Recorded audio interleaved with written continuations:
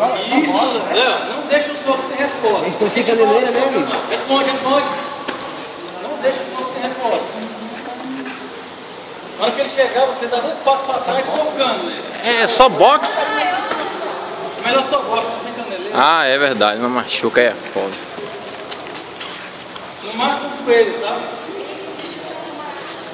Nossa, meu joelho na cara. Cuidado, porque ele tem o braço comprido.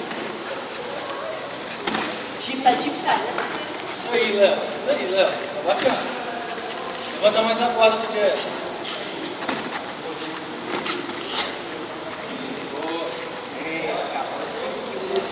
Mesmo pra você, quando chegar, você sai batendo. Isso. Falou, Gil. Sai batendo. Agora sai batendo, Leonardo. Sai cruzando, ó, com a mão da frente, sai cruzando com a mão da frente.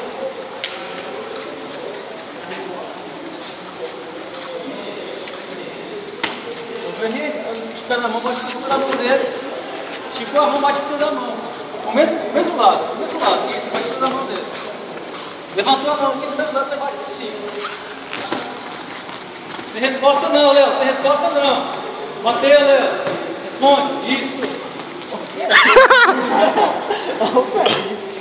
Desesperou. Bora, acabou não. Sem resposta não. Bora, vai ficar sem resposta, Léo. Olha o upper, cabe um upper. Chegou atrás da cena. Cadê o upper? Olha pra ele, fica baixando a cabeça, olha pra ele. Funciona?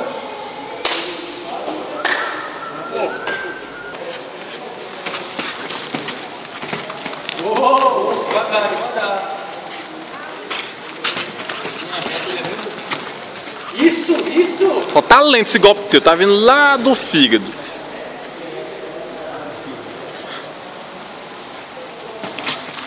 Vai, não responde essa resposta não, cara.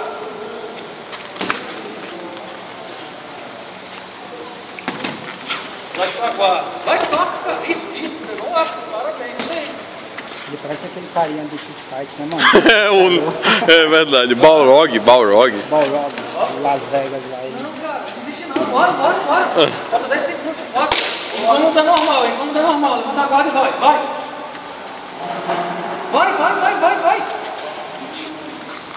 Fica de boa, existe SAMU.